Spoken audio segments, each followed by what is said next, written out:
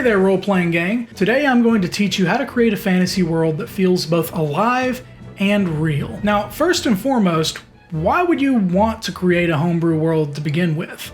Why not just go with one of the many fantasy worlds that are already out there? Well, there are lots of benefits to using the pre-written material that WotC or Paizo or whatever publisher that you're using has provided for you. There's a lot of value, especially to new dungeon masters, in going along one of these already created scenarios. But for me personally, creating a homebrew world is one of the main reasons that I enjoy tabletop RPGs to begin with. To be honest, I don't think I've ever played in a pre-established world in any of the games that I played, aside from maybe one or two Star Wars games. Every single fantasy world that I have played in has been one of my own creation. From the moment that I started playing role-playing games way back when I was a teenager, I have always enjoyed making my own worlds. One benefit of running a homebrew game is that you don't have to worry about messing up the lore of a pre-established world.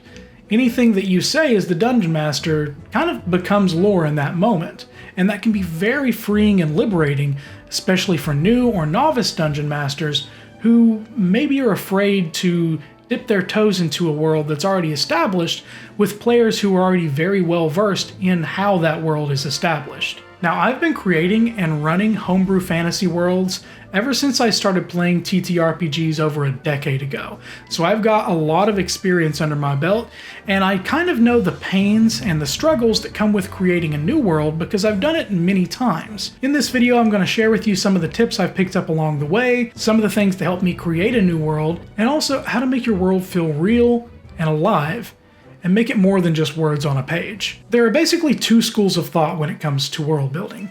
There's top-down world building, and then there is bottom-up world building. Now, if you're building from the top down, that means you are looking at the planet from afar and thinking, okay, what are the gods here?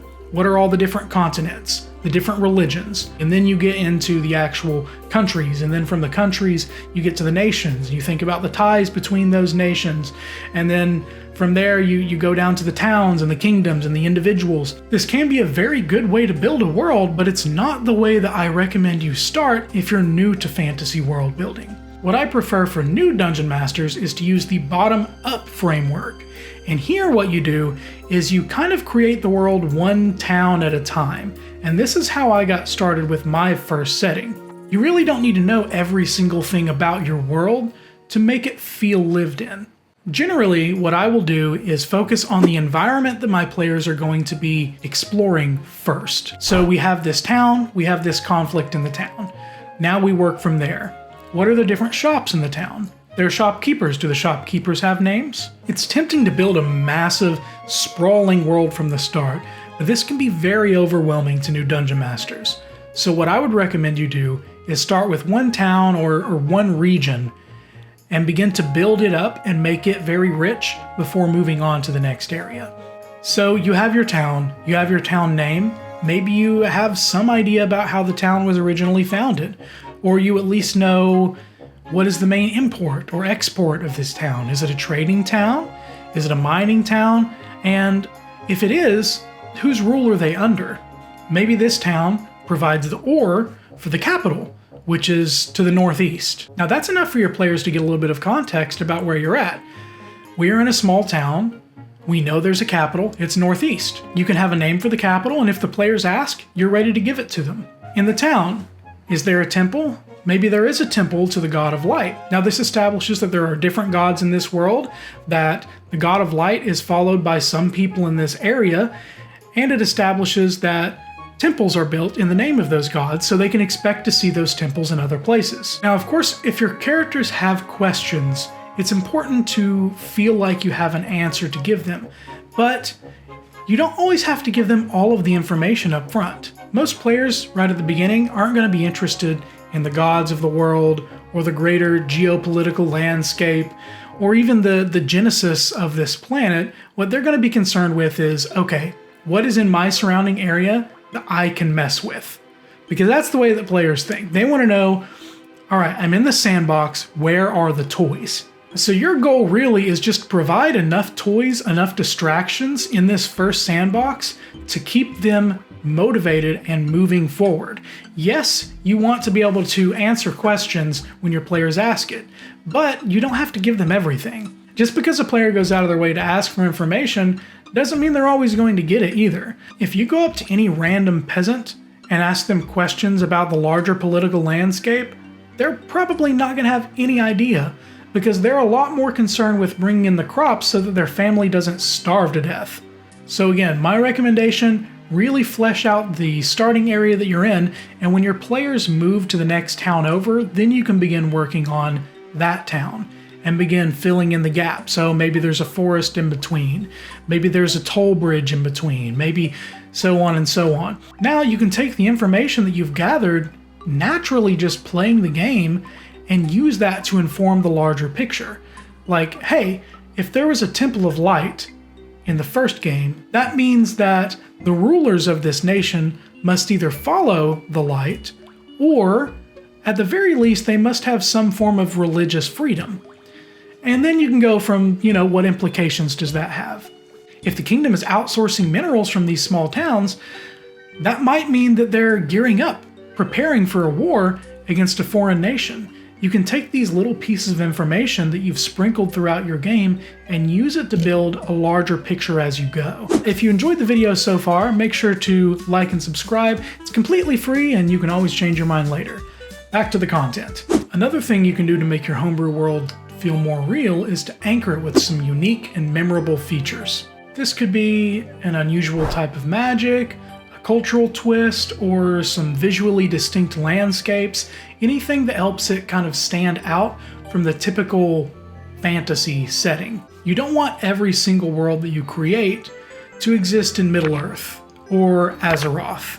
You want something that makes your world a little bit different from the other worlds, and that will help it feel more realistic and alive simply because it's so original, and that will kind of draw the players in. I had a certain fantasy world called Aramea, and in this world, magic worked a little bit differently. The words and incantations that were used to conjure magic, that language had been lost to time, but the magic still lied within the written version of the language. So what you would have in this world are spellcasters that would carry around a bag of rune stones, and each of these stones would represent one of their spells, and they would actually have to throw the spell and it would transform midair into whatever their intent was, or they would have to channel through these stones to cast their magic. This gave a really unique feel to the magic system, so that spell slingers were actual spell slingers. They had slings with stones, and they would throw the stones out of the slings and they would transform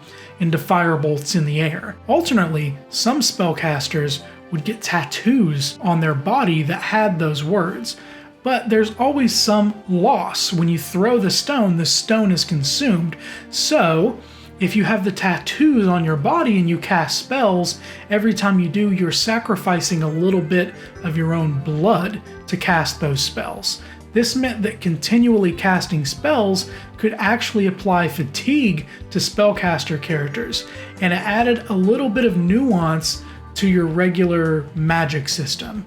Now, this was a low magic world, so even using magic in this place, as difficult as it was seen as taboo. It was kind of like a voodoo witchcraft type situation. Certain kingdoms really didn't like it, and others were more indifferent to it. Another memorable feature might be a town, a region, or a phenomenon that your players explore along the way. In one of my games, I had a city based on the old texts of Atlantis. And I don't mean a sunken city, which I've had one of those before too, but I mean a large circular shaped city that had rings of water in concentric circles all throughout the town. So there are these channels and locks and levees. The entire town was separated in concentric circles by waterways, with the center of the town being a large cathedral, and around that are the more rich and wealthy. And the further away you get in the outer rings of the town, the more poor urchin and thieves guilds and brawlers guilds, those kind of things exist out there. So here you have this dynamic where in the center of the city is this shining jewel of light, but the further out you go, you have this twisted, dark underworld that lives right next door. Maybe you have a place in your world where anyone who dies comes back to life. Maybe there is a duality between this world and the Feywild, and there are certain places where you can slip in between those two worlds and see what's happening on the Fey side of things and then come back to this world. Another memorable feature of your world can actually be some of the enemies or heroes that live in it. If you craft a dark and powerful necromancer, they're probably going to have some kind of a base. Maybe a large black tower in the middle of the desert, or a creepy manor that vanishes in the fog of the swamps. Creating legendary heroes and villains as pieces of folklore and sharing that as your players explore your world can also make it feel more alive and lived in. In fact, something that I like to do is to keep a timeline of my world as my players progress through it and have the stories of this adventuring party become the legends that this adventuring party hear about. And if you play with more diverse groups of people, then you can just take the tales that actually happened at the table and turn those into things of legend. And that makes the world feel all the more rich. Now, lastly, I would say it's very important to focus not just on geography, but also on the culture and the conflicts therein. Once you start growing your world a little bit, you've got a couple of towns, maybe a couple of unique landmarks, maybe even one or two baddies. At that point, you can start to focus on the culture and the larger conflicts at play in the world. So what I would do is I would make a couple of different factions. Not just red and blue, not just Imperials and Stormcloaks, but you also want a couple of other minor factions in between. Maybe you'll have groups that are invested in the success of this party, or groups that want to be left alone entirely. Maybe you have two warring factions that are totally separate to the actual larger geopolitical conflict. In the show Game of Thrones, for example, we have these two different factions that are at war, but we also have the Maesters, which are not aligned with any group in particular. Likewise, in Skyrim, we have the Greybeards, which aren't Imperial or Stormcloak, but they do act as a mediator when they need to. Does religion drive conflict in your world? Are there varying religions that are at odds with one another? Maybe one is up and coming, maybe one is more traditional. It's something to explore. There could even be a potential Cold War between two groups who don't really want to come to blows, but they don't like each other. You have some espionage in the background. You have some strange political things happening. Those kind of campaigns, if you are up to the task, can be very engaging. Basically, no matter whether you're dealing with individuals or organizations or nations, everyone has certain needs. Their first need is always going to be food, shelter, basic physical needs. From that point, it comes down to a matter of safety. What can I do to keep me and the people that I know and care about safe? That's when you start getting into conflict. Creating cultures for your world can take time and be kind of tricky. So it does help to look at other sources of media that you enjoy and draw some examples from it. It's never a bad thing to look at games or books or things like that and take a couple of ideas. Honestly, there's nothing in this world left that's original. So taking something that you really like or found compelling, twisting it a little bit, giving it a new coat of paint, that alone can help you grow your game in ways that you would not imagine. So again, start small and expand from there. Focus on making your game work one session at a time. As the game goes, you're going to get more and more ammunition that you can use to build your world out. From there, start working on something to set your world apart. Magic system, landscapes, unique and strange culture. Make something that causes your world to feel different than other fantasy settings. Then you go into the greater conflicts that drive your story. Whether it be religion, whether it be land disputes, or whatever it may be. Those three things alone are going to help you create a world that feels alive, feels rich, and feels lived in. Hopefully you found these tips useful. If there are any topics you'd like me to cover, please leave it in the comments down below. As always, like and subscribe. Thanks so much for watching the Role Playing Gang, and we'll see you next time.